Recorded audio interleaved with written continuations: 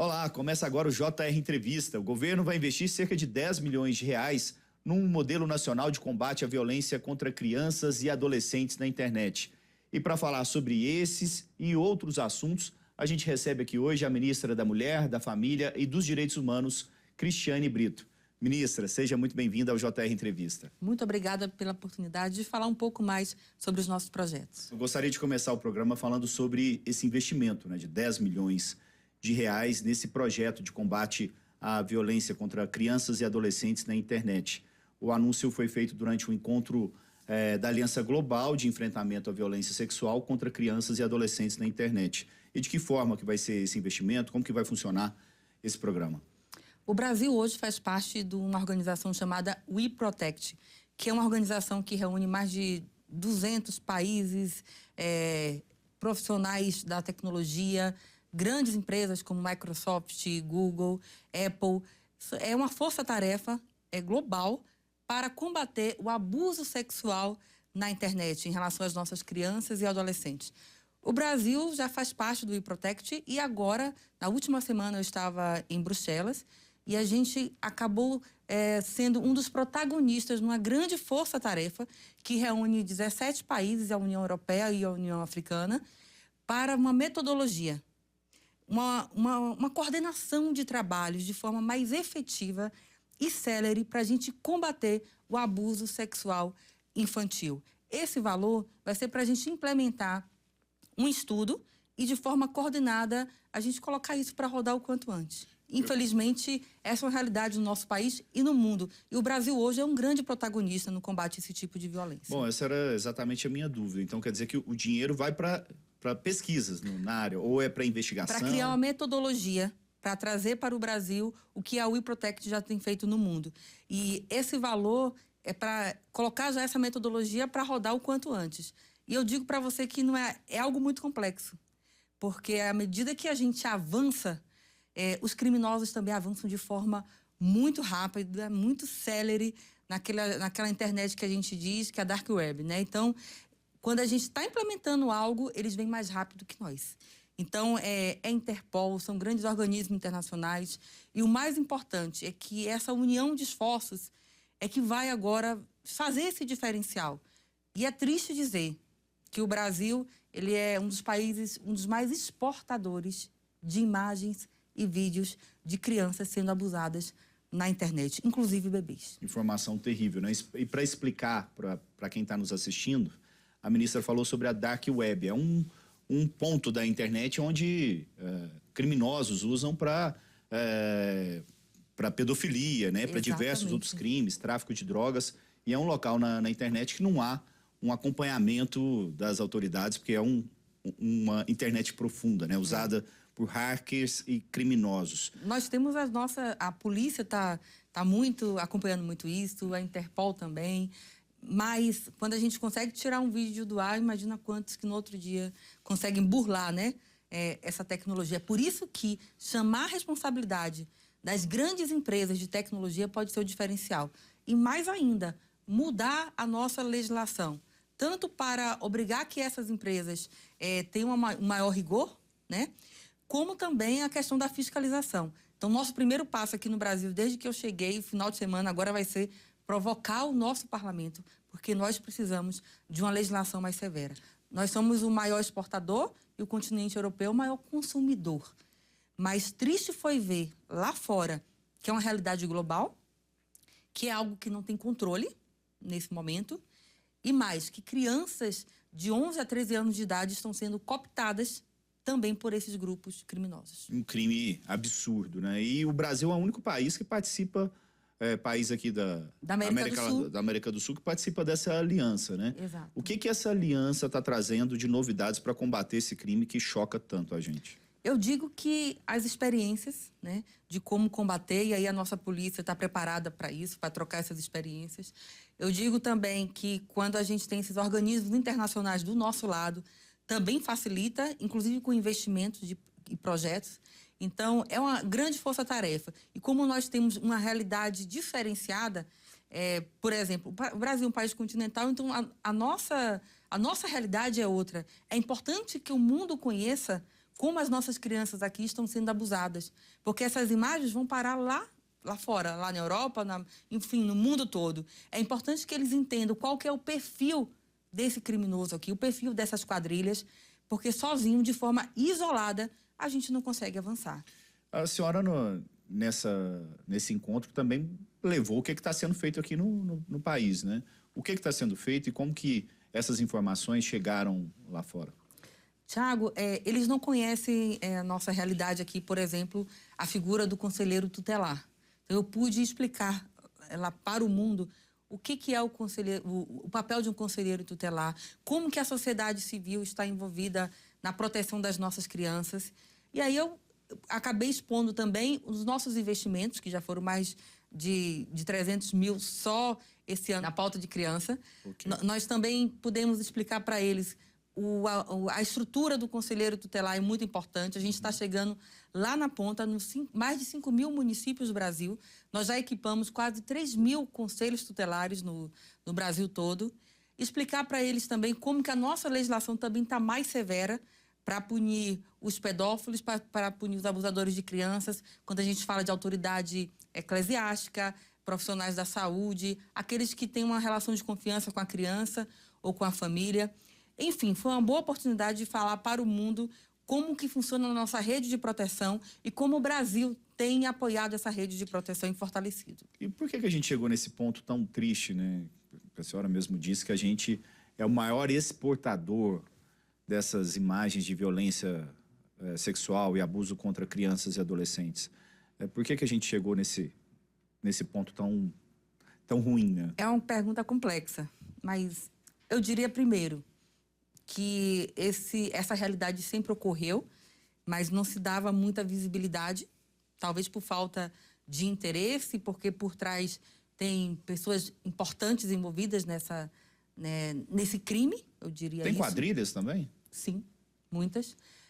Nós temos hoje, em parceria com o Ministério da Justiça, 2 grandes operações policiais para prender esses criminosos e deflagrar essas quadrilhas. Nós ficamos bem surpresos. Cada vez que vem um resultado de uma operação dessa, quantas pessoas influentes estão envolvidas nesse cenário criminoso. Então, eu acho que o primeiro sempre aconteceu. Essa realidade não é novidade. Talvez não se dava visibilidade. Mas o segundo motivo, Tiago, eu diria, é o enfraquecimento da instituição família. Acho que passa por aí. Todo tipo de violência passa pelo enfraquecimento da família. E, normalmente, qual que é o perfil dessas crianças e adolescentes que são abusados aí? São de famílias de menor poder aquisitivo? São famílias ou não tem diferenciação de classe social? O que acontece normalmente? Não tem diferenciação de classe social. Nós temos um índice maior de crianças vitimadas entre 11 e 13 anos, mas também temos que 8% dessa violência é com crianças pequenas mesmo, estou falando de 1 a 4 anos. O que é chocante, né? E de bebês com 20 dias de nascido, né, que infelizmente não sobrevive. Os abusos acontecem, 90% são em relação às pessoas que deviam cuidar, proteger. Ou seja, são pessoas próximas, né? O abuso sexual, 90% ocorre dentro de casa. Uhum. Nós temos um perfil do guardião dessa criança, do cuidador, mas da família, de quem deveria proteger. Nós temos 2 diferenças. Aquele que usa essas imagens para fins financeiros, né? Para obter alguma vantagem financeira, mas aqueles também que são realmente abusadores. Né? Bom, e segundo os dados da Ouvidoria Nacional do Ministério dos Direitos Humanos, os primeiros 6 meses de 2022, 79% dos casos de crianças e adolescentes vítimas de estupro foram registrados no Disque 100. Esse número de casos de denúncias, houve um aumento muito grande na avaliação de vocês? Qual que é o cenário que esses números mostram? Houve um aumento na pandemia, mas já era esperado, e eu explico por quê. Na pandemia, a criança estava dentro de casa. Dentro de casa, convivendo de forma mais intensa com seu próprio abusador. E a criança estava fora do ambiente escolar. Que é normalmente onde a denúncia é descoberta, né? O abuso é descoberto. Mais de 80% dos casos são denunciados pelo profissional da educação e depois pelo profissional da saúde. A criança estava dentro de casa, longe do profissional da educação. Resultado, esse número aumentou, sim, assustadoramente. E agora, com o retorno às aulas, nós estamos recebendo muitas denúncias. Isso significa, Tiago, que o professor que nos assiste agora, ele é o nosso grande parceiro na proteção das nossas crianças. E, para isso, nós lançamos um canal específico dentro do nosso Disque 100, como se fosse um ramal, 1510, em homenagem ao Dia do Professor. É uma linha direta do profissional da educação com a nossa Ouvidoria Nacional dos Direitos Humanos. Isso faz parte já do programa Protege Brasil? Sim. E nós temos também um ramal que é sigiloso, que é do profissional da saúde. Aquele profissional que observa, está atendendo a cliente e percebe que aquela criança está sendo abusada. Ela tem um canal sigiloso para denúncias. Então, se a gente não envolver a sociedade civil, mas não envolver esses profissionais, a gente não consegue avançar. E na pandemia, não foi só aqui no Brasil, no mundo todo, essa violência aumentou justamente porque a criança estava fora da escola. Bom, a gente vai continuar falando sobre o programa, mas eu quero dar um recado aqui. Você pode assistir ao JR Entrevista na Record News, no portal R7, no Play Plus e também nas nossas redes sociais. A gente estava falando dos professores, né, da importância dos professores nesse combate, principalmente na questão de levar a denúncia até as autoridades competentes. Os professores e profissionais da educação, eles têm recebido uma preparação, algum treinamento para desempenhar esse papel? Sim, as escolas estão de portas abertas para os nossos projetos, felizmente. Nós também temos a Escola Nacional de Direitos Humanos, que é uma capacitação que o Ministério leva, não só para os educadores, mas também para os conselheiros tutelares, para os municípios também. E isso tem feito toda a diferença. Nos próximos meses, a gente vai intensificar, através do nosso programa Protege Brasil, a gente vai, para os municípios, capacitar todos que compõem a rede de proteção às crianças e adolescentes. E o que mais prevê aí no Protege Brasil? A capacitação dos profissionais e mais o quê? Por exemplo, nós temos uma lei que foi aprovada recentemente da escuta protegida, e nós vamos implementar a escuta protegida em parceria com o sistema de justiça no Brasil todo. O que é essa escuta protegida? Infelizmente, quando a criança ela é vítima de uma violência, ela se revitimiza no mínimo 7 vezes, porque ela repete a mesma história 7 vezes. Então, ela se revitimiza e os traumas se intensificam. Então, a escuta protegida veio também para criar essa metodologia para fazer com que a criança seja ouvida uma única vez por todos os profissionais. Esse é um outro diferencial do Protege Brasil que a gente está levando para o Brasil todo. Bom, vamos falar sobre outro assunto, né, que também choca muita gente, que é a questão da violência contra a mulher. Depois de 2 anos de pandemia, qual que é o retrato que a gente tem no país hoje? Hoje o nosso retrato é que essa mulher vítima de violência, ela precisa urgentemente sair da dependência financeira do seu agressor. Nós cuidamos dessa realidade enquanto durava a pandemia. Nesse contexto de pós-pandemia, nós precisamos chegar a essa mulher rapidamente, levando autonomia financeira para essa mulher. E vocês têm um programa, né, sobre isso? Nós temos o Qualifica Mulher, que já investimos mais de 40 milhões de reais. Durante o ano de pandemia, nós já capacitamos mais de 100 mil mulheres. E agora veio o Ministério da Economia para, junto com o Qualifica Mulher, levar empregabilidade também para essas mulheres. Mas como que funciona? A mulher é vítima de violência, ela precisa sair de casa porque ela não pode conviver mais com esse agressor, né? Podem ocorrer situações ainda mais graves. E aí como que funciona? Qual que é o trabalho feito por vocês e outros órgãos públicos? Então, quando a mulher sai de casa, ou ela sai voluntariamente, que é o ideal, ou então ela também voluntariamente, mas de uma forma mais preparada, é quando o próprio Poder Judiciário orienta essa mulher que ela corre risco de vida e que ela precisa ir ou para uma casa-abrigo ou para um abrigo temporário na Casa da Mulher Brasileira, por exemplo. E essa mulher ela tem que se conscientizar que ela precisa sair do lar. Quase sempre, essa mulher deixa de sair do seu lar se ela depende economicamente do seu agressor, principalmente se ela tiver filho com o agressor. Ou que não seja com o agressor, se ela já tiver algum filho, que ela se preocupe com a subsistência dessa criança. Compreensível a situação. Compreensível. Né? Muitas mulheres vítimas de feminicídio, elas não abandonaram o agressor por essa questão financeira. Então, por isso que nós percebemos que uma das grandes saídas, além, óbvio, de trabalhar com um maior rigor na legislação, é dar autonomia econômica para essas mulheres. E aí a qualificação que vocês vão trabalhar? A qualificação, disponibilizando cursos em todo o território nacional, priorizando aquelas mulheres mais vulneráveis, aí eu estou falando das mulheres ribeirinhas, das marisqueiras, daquelas mulheres que nunca tiveram acesso a nenhum tipo de política pública. A gente quer chegar nessas mulheres primeiro, porque ela tem mais dificuldade em denunciar, e ela, sim, depende economicamente do agressor e quase sempre também tem uma família para sustentar. E a nossa preocupação, Tiago, é que 45% das famílias brasileiras são chefiadas por mulheres.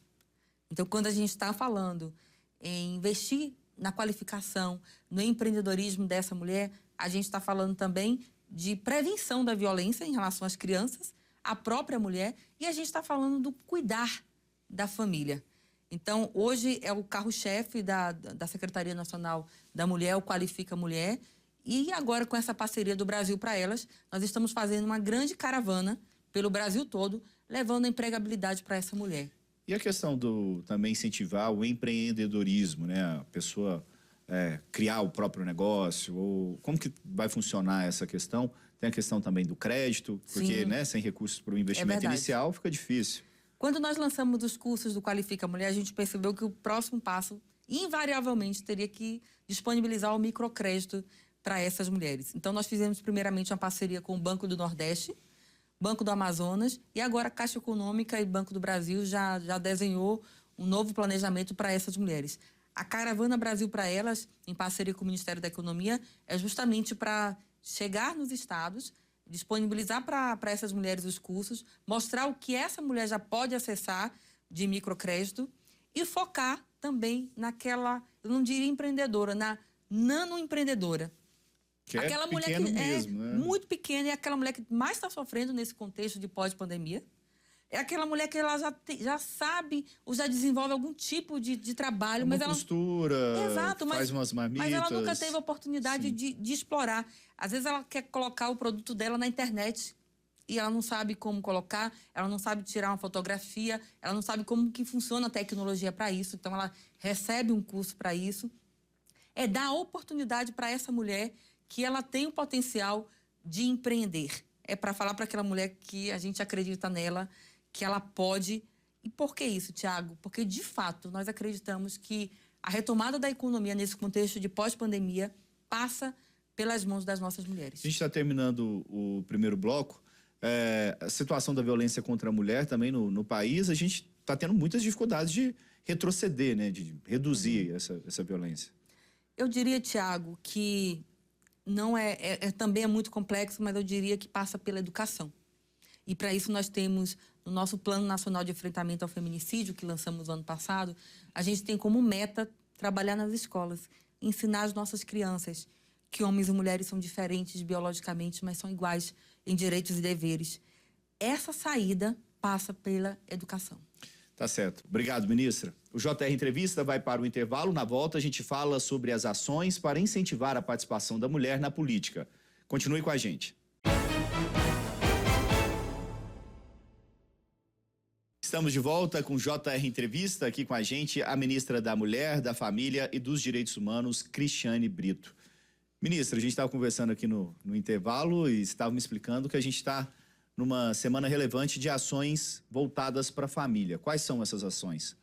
Exatamente, Tiago. O Brasil, ele lidera mundialmente o Consenso de Genebra. Na verdade, hoje ele exerce o secretariado do Consenso de Genebra, que é a união de cerca de 53 países para a proteção da família. E é uma forma também de concentrar esforços desde a vida desde a concepção, aquela mulher mãe, aquela mulher que está enfrentando uma gestação complicada ou não, de proteção mesmo da maternidade. E também é uma forma da gente se posicionar no sentido de que a questão sobre a defesa da vida, ela tem que estar distrita à discussão no parlamento e que nenhuma lei ou norma internacional ela pode se sobrepor a isso, a legislação interna de cada país. Está falando de aborto, né? Estamos falando do aborto, estamos falando que nenhuma norma internacional pode impor ao Brasil uma regra para a liberação do aborto. Essa é uma discussão que tem que ocorrer dentro do parlamento brasileiro, e esses países que formam o Consenso de Genebra, eles se uniram para falar isso. Olha, nenhuma norma internacional pode se sobrepor à nossa soberania. Quem define isso é o parlamento. Então, hoje o Brasil é o protagonista dessa pauta da família lá fora. Não é segredo para ninguém que nós somos o governo pró-vida. Também não é segredo para ninguém que esse governo pró-vida foi eleito por uma sociedade que escolheu um governo pró-vida. E qualquer pesquisa que você procura sobre o aborto acaba afirmando e confirmando que em torno de 70% a 75% da população brasileira é contra o aborto. Bom, vamos mudar um pouquinho agora de assunto para a gente falar sobre política rapidamente. A gente tem eleições esse ano e o Ministério está com uma ação voltada para incentivar a participação da mulher na política. De que forma vocês pretendem atuar? Tiago, nós entendemos que a mulher ela precisa, para ter paridade de armas, ela precisa de incentivos. E nós entendemos também que é papel do Estado trabalhar para a inserção da mulher na política. E para isso nós lançamos o projeto Mais Mulheres na Política 2022, que ele vem agora com inovação, que é um curso para capacitar essa mulher candidata. Propaganda eleitoral, prestação de contas, para ela saber como atuar. Planejamento de campanha, para ela saber como atuar. Às vezes essa mulher ela não tem condição de contratar o melhor marqueteiro, o melhor advogado eleitoralista, mas ela vai ter um mínimo de ferramenta. É uma parceria com a Universidade Federal de Santa Catarina, com profissionais assim, altamente qualificados. É online, gratuito e independentemente do partido que essa mulher pertença, ela vai poder se capacitar. Ou aquela mulher que não quer ser candidata, mas ela acredita que precisamos de mais mulheres no poder e ela quer apoiar uma mulher candidata. E ela vai... Ou um homem também, que vai trabalhar numa campanha feminina. Ou seja, só buscar ajuda. Rapidamente, para a gente encerrar o programa, os canais de denúncia do Ministério, por favor. Nós temos o 180, que é o canal que a gente faz, que qualquer pessoa pode fazer uma denúncia sobre violência contra a mulher. O anonimato é garantido. Ele funciona 24 horas por dia e também pelo WhatsApp. O Disque 100, que recebe denúncias em relação às nossas crianças, aos nossos idosos, também funciona por WhatsApp. Eu queria também falar do SAB, que é um aplicativo que está disponível para todo o Brasil. O SAB é um aplicativo para que a própria criança possa ter o mínimo de discernimento e ela mesma pode fazer a denúncia se ela estiver sofrendo algum tipo de abuso. Tem o 1015 também dos professores, é isso? Exatamente. Tá certo. Ministra, muito obrigado pela sua participação aqui no JR Entrevista, mais uma vez. Eu que agradeço. Bom, o JR Entrevista fica por aqui. Lembrando que você pode assistir ao programa na Record News, no Play Plus e também nas nossas redes sociais. Muito obrigado pela sua companhia e pela sua audiência. Até a próxima.